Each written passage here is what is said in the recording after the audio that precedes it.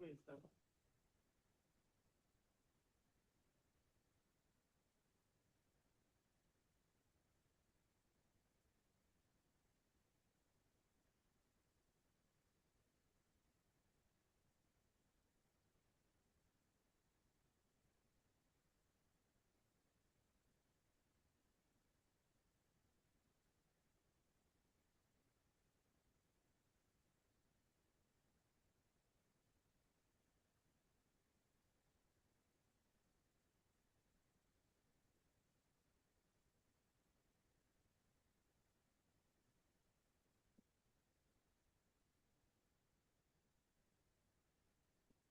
Bonjour à tous.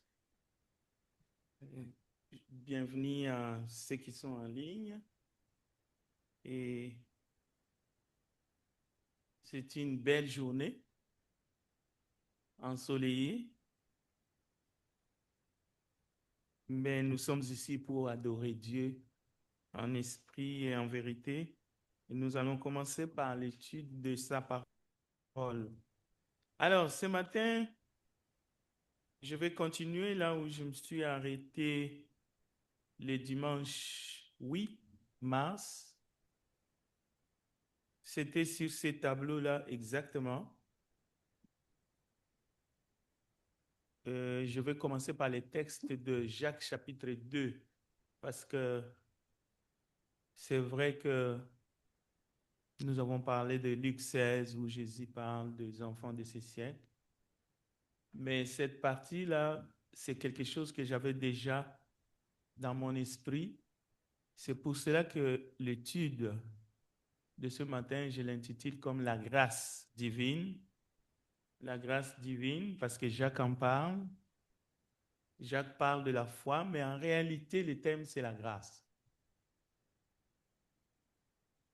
La grâce divine et l'harmonie de l'écriture. Parce que la grâce, c'est un sujet qui est vaste. Maintenant, pour bien comprendre la grâce, il faut comprendre déjà l'harmonie qui est dans l'écriture, c'est-à-dire d'aucune façon, il y a des textes sacrés que je ne citerai pas, et quand il parle de la beauté de ce texte, il voit la poésie. Dans le cadre de la Bible, la beauté dans la parole de Dieu réside dans l'inspiration. Et dans cette inspiration, il y a l'harmonie, c'est-à-dire le fait que la parole est inspirée, il n'y a pas possibilité qu'il y ait contradiction. Et c'est ça la beauté de l'écriture. C'est cette harmonie-là. C'est pour cela qu'on dit la lettre tue, mais l'esprit vivifie. C'est l'esprit de la parole. Alors, en parlant de la grâce, il y a des textes, quand vous lisez, ça fait votre journée. Ça fait votre journée. Dans quel sens? Il y a tellement de richesses parce que notre être, âme, corps, esprit a besoin de la parole qui est enrichie. Il y a la vitalité dans la parole. Il y a des textes, toute parole de Dieu est inspirée, mais il y a des textes, quand vous lisez, parce que nous sommes de pécheurs sauvés par la grâce, ça peut faire votre journée. Alors, un exemple, c'est Jean 3,16, mais aujourd'hui, je vais d'abord commencer par Éphésiens 2.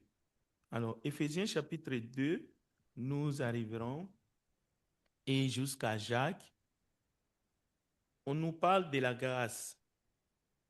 Écoutez bien, on peut commencer même à partir du verset 1 en lisant Éphésiens chapitre 2, mais comme nous sommes limités par rapport au temps, je vais vous lire juste le verset 8 à 10. Éphésiens chapitre 2, verset 8 à 10. Car c'est par la grâce que vous êtes sauvés par le moyen de la foi. Et cela ne vient pas de vous. C'est le don de Dieu. Ce n'est point par les œuvres, afin que personne ne se glorifie. Car nous sommes son ouvrage, ayant été créés en Jésus-Christ pour des bonnes œuvres que Dieu a préparées d'avance afin que nous les pratiquions. Vous voyez la beauté. Mais si vous commencez à partir du verset 1, vous allez voir, par exemple, le verset « Mais Dieu qui est riche en miséricorde, à cause du grand amour dont il nous a aimés, nous qui étions morts. » C'est de cette beauté-là qu'il est question. C'est ça qui nous remplit. Vous voyez, ce sont chaque parole, comme chez les Hébreux, a une signification, a un nombre. Bien, donc Paul nous parle de la grâce de Dieu, et je préparais une image que nous verrons ici, l'arbre de la grâce. Et dans cet arbre de la grâce, il y a la foi, il y a les œuvres. Et il y a l'amour de Dieu. Tout ça là, ce sont des ingrédients. Et c'est ça. C'est cette harmonie-là que nous voulons aller chercher. Mais ce n'est pas seulement Paul qui parle de cette grâce, qui nous présente cette grâce. Mais Jacques aussi. Jacques va parler de la même grâce. Vous avez vu les textes des gens dans Jacques 2. Mais ce n'est pas seulement Jacques.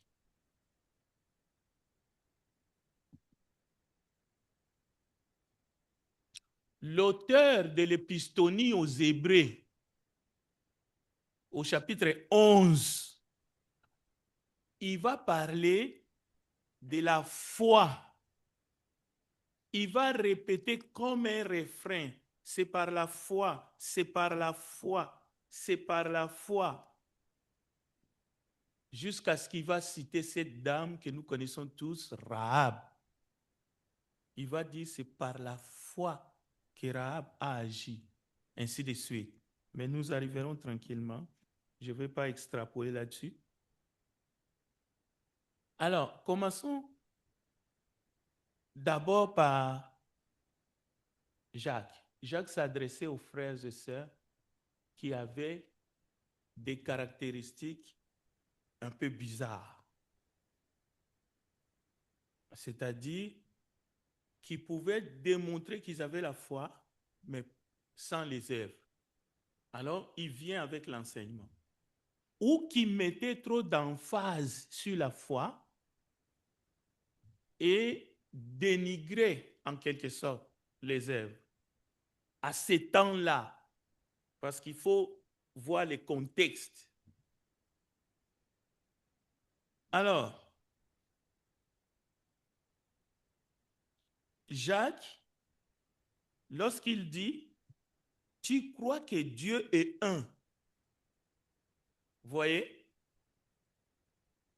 il ne fait pas de reproche, il ne s'adresse pas, mais le style qu'il utilise, c'est comme qu'il veut remettre quelqu'un sur la bonne voie. C'est ça le style. Il dit, tu crois qu'il y a un seul Dieu. Tu fais bien. Les démons aussi croient. Et il frissonne. Si un parent utilise ces styles de langage à son enfant, l'enfant va être comme... Comprenez? C'est ça que Jacques fait. C'est comme une remise en question. Mais veux-tu savoir, ô homme vain, que la foi sans les œuvres est morte? Donc, c'est une interrogation. Tu crois qu'il y a un seul Dieu? Tu as raison. Tu as raison. Les esprits mauvais le croient aussi. Et même il tremble de peur. Donc, Jacques n'essaye pas de diminuer la foi ou de montrer l'importance des œuvres par rapport à la foi, loin de là. Il essaye seulement de s'adresser aux frères et sœurs au premier siècle qui probablement étaient en train de s'affaiblir dans la pratique des enseignements de Christ. Du coup, il fallait les aider à se ressaisir. Donc, il enseigne, comme nous allons voir que Paul aussi va enseigner.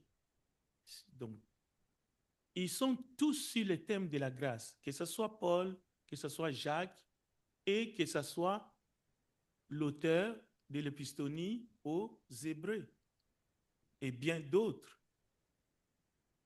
Alors, l'illustration de l'arbre de la grâce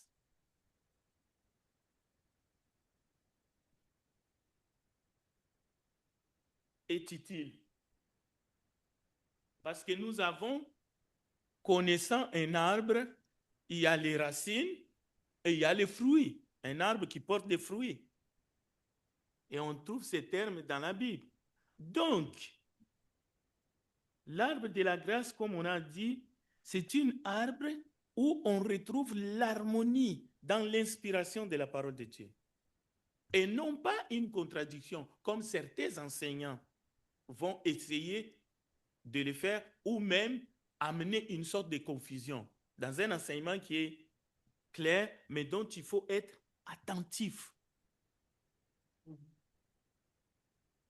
Donc, vous savez bien qu'il y a une unicité, il y a un lien entre les racines d'un arbre et les fruits. On ne peut pas dire qu'il n'y a pas de lien. Mais quand même, déjà dans notre illustration, on ne peut pas aller jusqu'à confondre les fruits et les racines. Les racines ne sont pas les fruits ne sont pas les racines. Mais on peut même aller dire un fruit sans les racines ne peut être incapable de produire. Mais une fois qu'un arbre a déjà produit des fruits, on peut séparer les fruits avec les racines. On peut même couper l'arbre, comme Jésus a dit, et les jeter au feu. Mais les fruits peuvent se retrouver dans un marché, en train d'être savourés dans une fête, ainsi de suite. Ou quand ce n'est pas la saison des fruits, l'arbre peut être là avec ses racines, mais vous pouvez aller chercher, comme Jésus est allé chercher, les figues, et les figuiers n'avaient pas produit, parce que ces figuiers étaient stériles. Bien. Donc, l'arbre de la grâce porte beaucoup de fruits, beaucoup d'ingrédients, comme la foi. On peut même citer d'autres fruits, le fruit de l'esprit, dans l'arbre de la foi, dans l'arbre de la grâce, on trouve ces choses. Les œuvres. On peut même parler des œuvres de la grâce ou les œuvres de la foi, comme il y a les œuvres de la chair ou comme il y a les œuvres de la loi, qui sont la résistance des efforts humains. Alors, notre illustration est simple. Comme je viens de le dire, les racines, c'est la foi, mais les fruits, c'est les œuvres. Et il existe un lien dans l'enseignement de Jacques et dans l'enseignement de Paul. Il existe un lien entre la foi et les œuvres de la foi. Mais on peut les décrire séparément, on peut les voir. Mais ce qui est intéressant ici, c'est qu'on peut voir la foi à travers ces œuvres.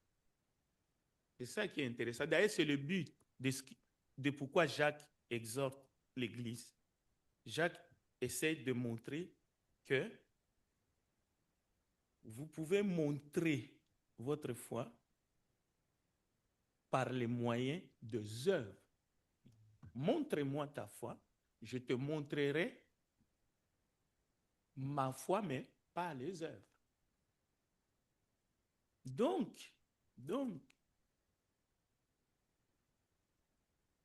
Jacques va aller dire la foi sans les œuvres est morte. Maintenant, la question importante, est-ce que les œuvres sans la foi sont mortes?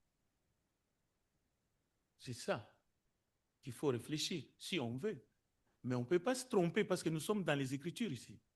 Nous avons un texte, Jacques chapitre 2, versets 19 et 20, qui dit clairement que la foi sans les œuvres est morte. Vous n'avez pas un texte. Alors, si vous n'avez pas un texte, vous ne pouvez pas l'enseigner non plus. Qui vous dira que les œuvres sans la foi sont mortes? Il n'y en a pas. Ça, je parle maintenant de manière dogmatique. S'il n'y a pas un texte, on s'éteint. Mais on peut retourner dans les illustrations. Je l'ai déjà fait. On peut se questionner dans ce sens-là. On ne peut pas empêcher notre idéation. On peut laisser notre libre cours à notre raisonnement.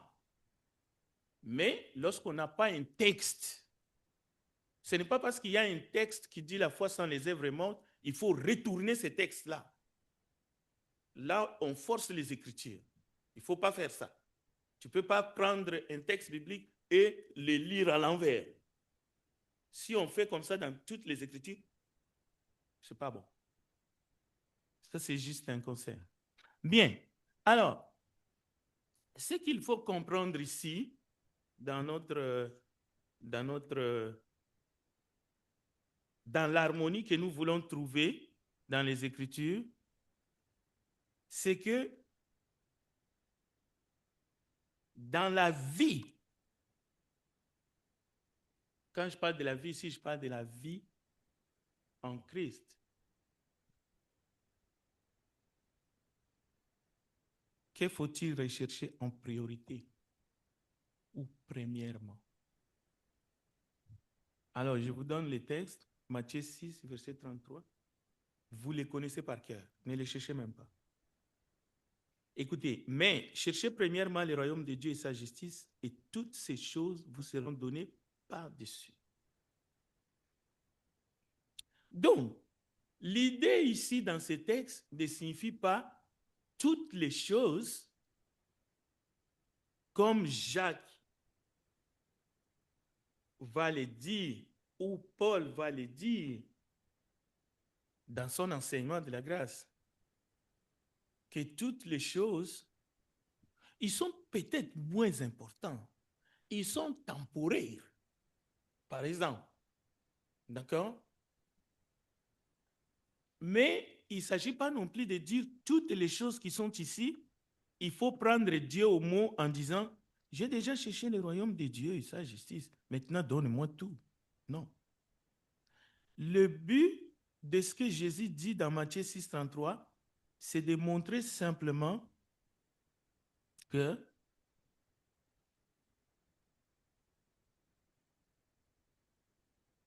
le royaume de Dieu, c'est l'idéal.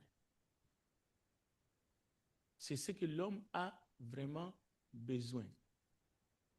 Parce que au fait, c'est comme une perle à grand prix.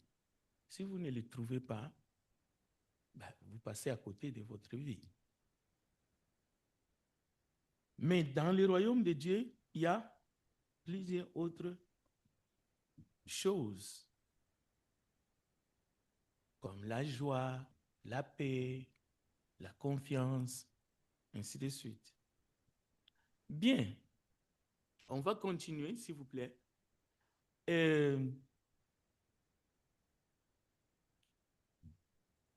Oui.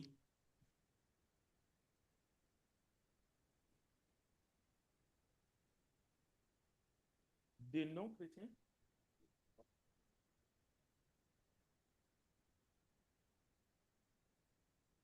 Les œuvres de la foi, les œuvres sans la foi. Ah, si ça concerne les non-chrétiens? Oui, on verra ça. Ça, c'est une très bonne question. Je pense que là, tu m'as dévancé. On va les retrouver à la fin de l'étude. Je vais sûrement arriver. Bon, on voit les textes qu'on a cités. C'est Éphésiens chapitre 2, verset 1. C'est projeté. Donc, je vais quand même rappeler, par exemple, le verset 14 qui dit « Mais le Christ qui est notre Père, il a fait des deux, les Juifs et les païens. Il a fait une seule réalité par sa chair crucifiée. Il a détruit ce qui les séparait, le mur. Au fait, il a enlevé le mur de la haine. Tu vois, c'est les... Donc, il y a des textes comme ça. Si vous voulez les comprendre, il faut les lire vraiment en entier. Si vous lisez juste une partie, parce que la notion des Juifs et des païens, c'est la même notion chrétien et non chrétien aujourd'hui, dans le sens du terme. Parce que les Juifs, c'est eux qui avaient la foi, c'est eux qui avaient la croyance en un Dieu vrai. Et Jésus est venu chez les siens. Mais les païens, c'était donc les gens sans foi.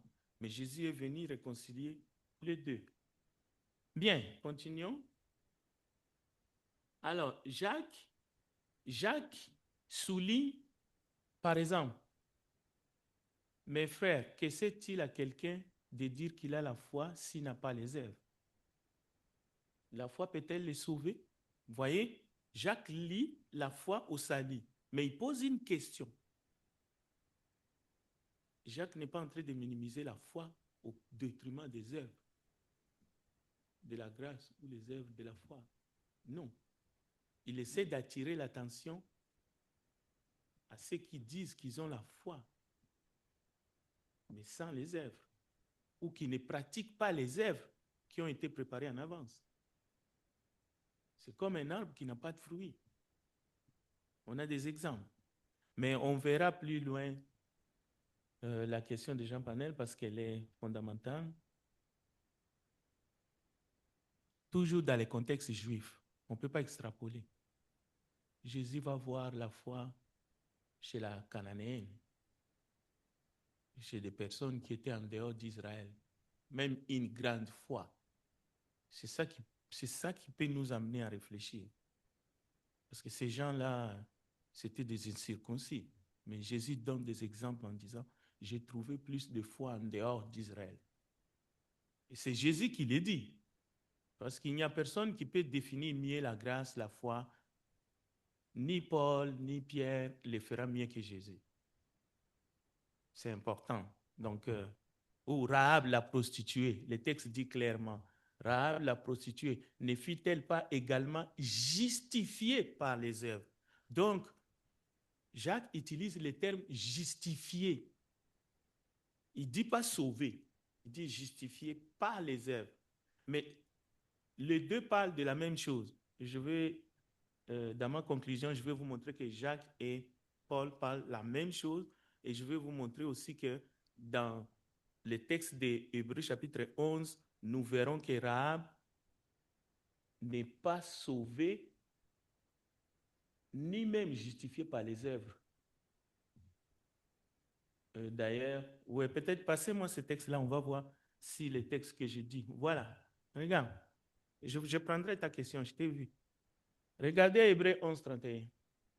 C'est par la foi que Rahab, la prostituée, ne périt pas avec les rebelles. Vous voyez?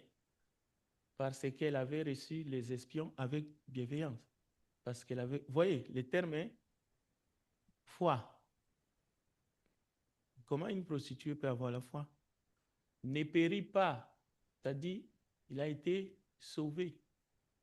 Bien sûr, quelqu'un dira, on va faire, on appelle ça une gymnastique. C'est-à-dire prendre les textes, enlever de son contexte, l'actualiser ou même insinuer qu'on ne parle pas du salut en Jésus-Christ. Mais le texte d'Hébreu nous parle de la foi. Regardez. Or, sans la foi, il est impossible de lui être agréable, car il faut que celui qui s'approche de Dieu croit que Dieu existe et qu'il est le rémunérateur de ceux qui le cherchent. Utilisez la foi ici, au verset 6, comme étant la foi en Christ. Les renier au verset 31. Ça s'appelle du coq à l'âne. D'accord? Ou bien, essayer de trouver un prétexte pour dire que le terme foi dans verset 6 signifie autre chose que le terme foi en grec dans les autres passages. C'est un non-sens. Mais par contre, l'harmonie dont il est question, c'est de comprendre que Paul, Jacques, l'auteur de l'épistémie des Hébreux, ils disent tous la même chose, mais avec des termes en français qui changent. Mais le message de la grâce, c'est un message qu'on ne peut pas transformer, on ne peut pas modifier. Oui,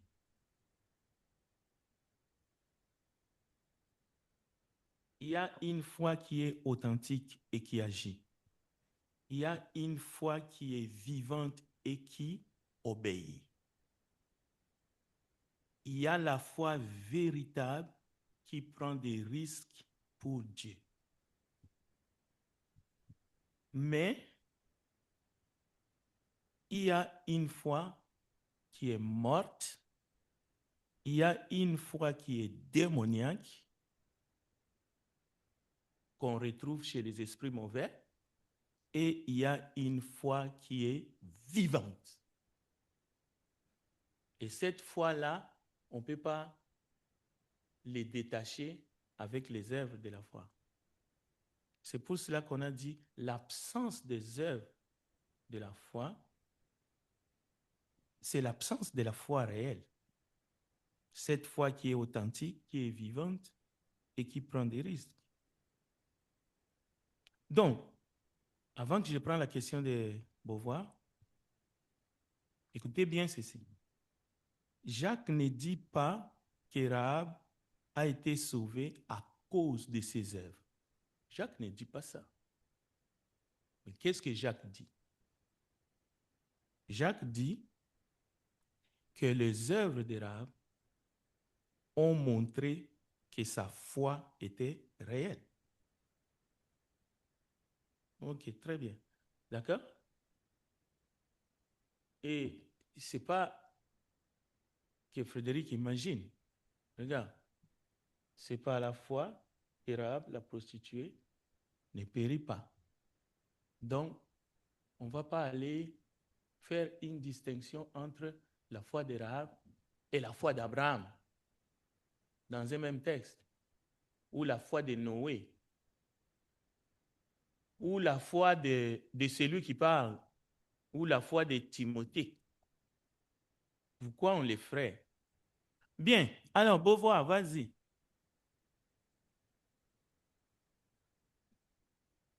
Alors, c'est pour la question.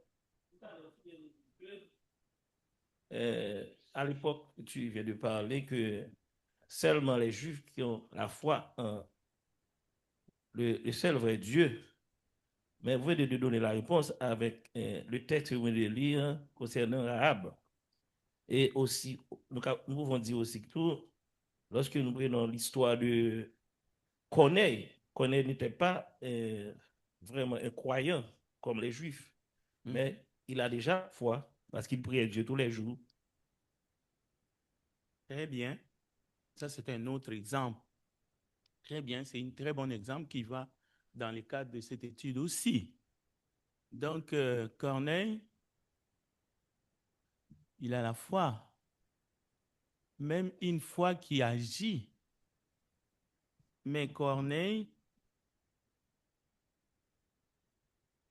il reçoit une grâce. Sa prière est exaucée. il reçoit la grâce de Dieu qu'un ange le visite. C'est une grâce de recevoir un ange qui est un envoyé de Dieu. Mais en même temps, Corneille a besoin de recevoir la grâce de Dieu qui est en Jésus-Christ pour qu'il puisse passer de la mort à la vie. C'est ce qu'il va faire. Il va recevoir la grâce d'être, que le Saint-Esprit tombe sur lui avant même d'être baptisé. Mais Corneille a besoin de mourir et de ressusciter avec le Seigneur Jésus à travers les eaux du baptême. C'est encore, cela fait partie de l'harmonie de ce que je viens de vous dire, que dans l'arbre de la grâce, il y a des ingrédients. Et ces ingrédients, c'est quoi? C'est la foi, la repentance et tout ce qu'on peut trouver dans le plan du salut, par exemple. C'est une grâce que de se repentir. Le don de Dieu qui nous pousse à la repentance. La parole de Dieu, il faut la recevoir avec. Donc, c'est tout cela. Mais ce n'est pas aussi simple qu'on va définir le terme grâce ou que ce soit le terme foi comme si on était en mathématiques 2 plus 2 égale 4. Non. Donc, nous voyons l'exemple de Corneille. Mais il y a d'autres exemples que Jésus utilise pour répondre à la question de Jean Panel. Dans la parabole de Bon Samaritain,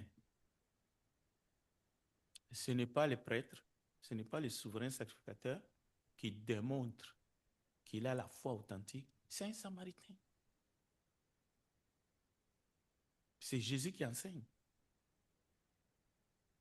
Mais comment on voit la vraie foi chez cet homme? C'est cet homme-là. C'est à partir de ce qu'il fait, c'est à partir de ses actes. Je veux prendre un exemple simple. Écoutez, si nous venons ici pour adorer Dieu, pour rendre culte, nous sommes dans une journée comme c'était hier, une journée verglaçante, avec une tempête et tout. Et puis, les personnes à mobilité réduite, ils ne peuvent pas avoir accès parce que la pluie verglaçante, notre pente et tout, rien n'est dégagé et que ces personnes peuvent se casser en entrant, en tombant, et les gens qui sont pas en mobilité, qui se disent chrétiens, aucune personne ne s'en occupe pour que ces personnes entrent ici. Notre culte est vain. Il n'y a pas la foi ici. Vous voyez, on ne peut pas minimiser, même si c'est un non-chrétien qui va prendre les soins d'enlever les glaces dans les rampes. On ne peut pas minimiser son action devant Dieu. C'est l'exemple que Jésus lui-même prend. Jésus, quand je dis Jésus, je pense à l'inspiration de la parole de Dieu. C'est l'Esprit qui a inspiré, donc l'Esprit de Jésus. Lorsque Jacques dit, si quelqu'un entre dans votre salle d'adoration avec des habits qui sont déchiquetés, vous les traitez. Il dit, mais il ne dit pas que votre culte ou votre foi, que votre adoration, non. Il démolit complètement les cultes et les adorateurs. Il dit, n'êtes-vous pas méchants? Vous voyez? C'est pour vous dire que votre foi ne pourra être visible que par ce que vous faites et pas le contraire. Et ce que vous faites, c'est ça les œuvres qui démontrent que la foi est là. Sinon, nous entrons dans l'occultisme. Parce que les gens qui font l'occultisme, qu'est-ce qu'ils font? Ils sont en plein dedans dans les spiritualités, mais regardez leurs actes. Donc, vous voyez, je prends juste ces deux exemples-là. C'est pour cela, on ne peut pas dire, oh, telle personne nettoie les toilettes, c'est rien, nous, on écoute la parole. Non, non, non, il ne faut pas faire cette erreur-là. Ça ne cadre pas avec l'enseignement que Jacques nous donne dans Jacques 2, où on méprise quelqu'un qui est venu dans l'église, on les traite différemment par des personnes qui sont bien habillées, mais ces lieux de mauvais traitement, c'est dans le culte. Donc, le culte devient un faux.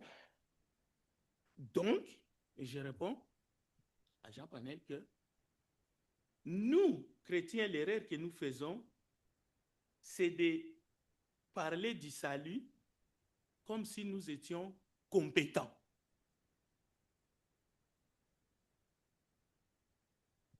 Oui, nous sommes dans les questions. Il me reste 5 minutes. Nous ne sommes pas compétents. Nous pouvons enseigner sur le salut, mais nous ne pouvons pas dire qui est sauvé, qui n'est pas sauvé. Qui produit une œuvre de justice et qui ne le produit pas. Seul Dieu est compétent. Et c'est ce Dieu-là qui jugera les œuvres de chacun au dernier jour. Le piège de dire que l'œuvre d'un tel est nulle, c'est de l'arrogance. C'est seul Dieu qui est capable de le faire, et pas nous. Oui, je prends encore une question. Il me reste 5 minutes. Ma question... Oh, c'est encore toi? Oui, est-ce qu'on peut dire que nous avons la foi et les œuvres pendant que les chrétiens se rencontrent seulement le premier jour de la semaine? Honnêtement, je n'ai pas compris ta question, répète. Est-ce qu'on peut dire que nous avons la foi et les œuvres pendant que on se rencontre seulement le premier jour de la semaine? Ah, ok. Je ne peux pas répondre à ta question, c'est un jugement. C'est un jugement, je ne peux pas tomber dans ces pièges-là. Quelqu'un d'autre? Je ne suis pas habilité de juger qui que ce soit ici. Quelqu'un d'autre? Frère Frédéric. Frère Frédéric. J'ai vu une main ici. Ok. Et Frère Frédéric. la Bible parle de la foi, la Bible parle des œuvres. C'est par la grâce que nous sommes sauvés, mais le moyen, c'est la foi. Mhm.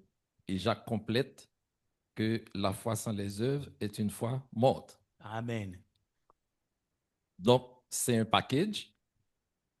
La foi se manifeste à travers les œuvres parce que la foi n'est pas palpable.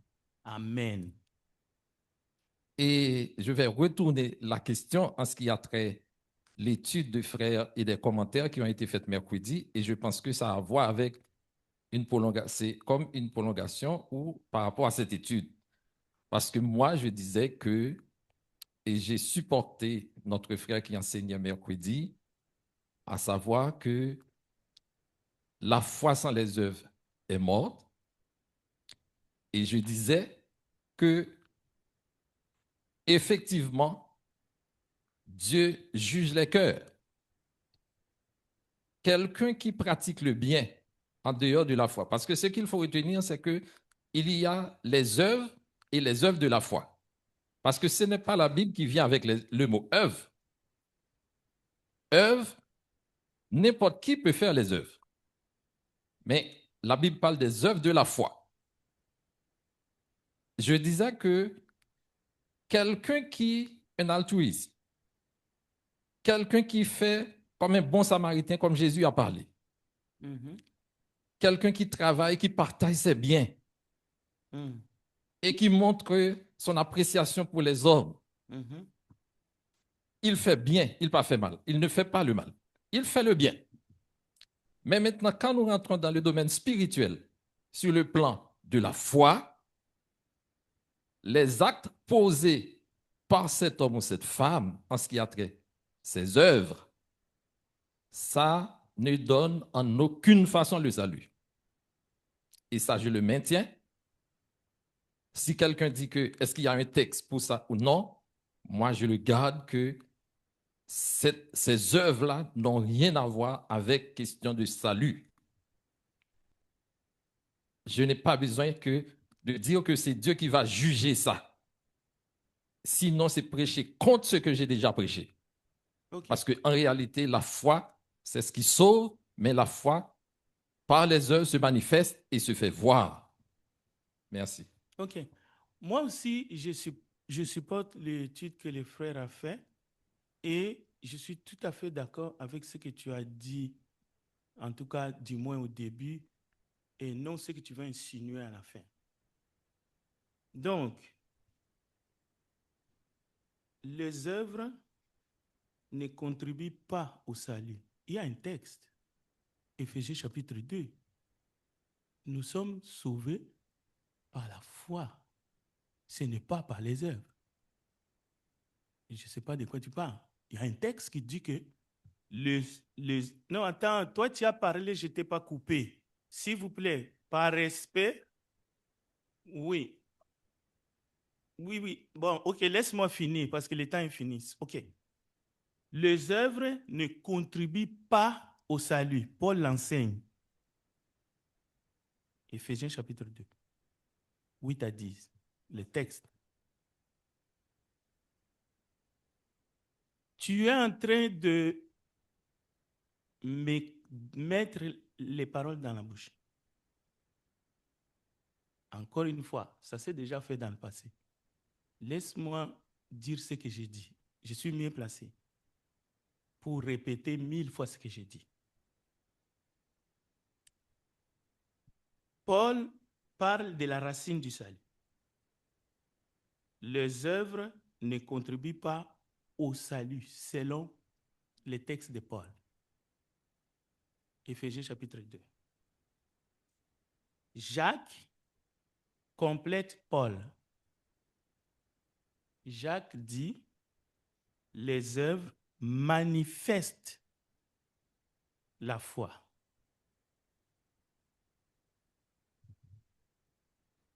La foi seule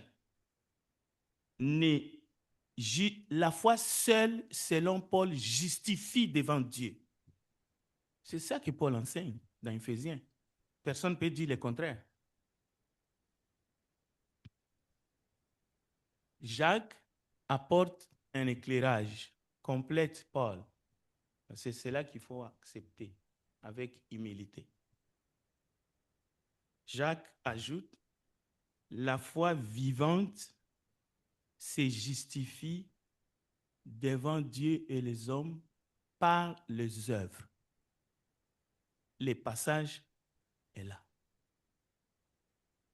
Donc, il faut maintenant prendre les deux et ne pas les opposer, mais les accepter comme étant la vérité sur l'enseignement de la grâce divine. C'est ça la richesse dont j'ai fait allusion au début. Donc, c'est la bonne manière de combattre le légalisme et de demeurer dans la vérité, mais dans toute la vérité que nous avons dans la parole. Je vous enverrai les textes. Je vous remercie tous pour votre participation. Je vous enverrai les textes. Il faut lire plusieurs fois, parfois, les mêmes textes pour laisser la parole de Dieu imprégner notre conscience. Terminons par la prière. Prions ensemble. Nous te bénissons, grand Dieu des cieux, parce que tu es omniprésent, omnipotent et omniscient. Permets qu'à travers ton esprit, nos cœurs soient éclairés. Nous ne voulons pas nous justifier nous-mêmes. Nous ne voulons pas justifier non plus nos actions ou notre inaction. Mais fais de nous des chrétiens fidèles, responsables et qui agissent pour la gloire de ton nom. Partout où nous sommes, que nous soyons la lumière du monde et le sel de la terre. Gloire à toi, Père. Au nom puissant de Jésus-Christ, nous avons ainsi prié. Amen. Merci et à la prochaine.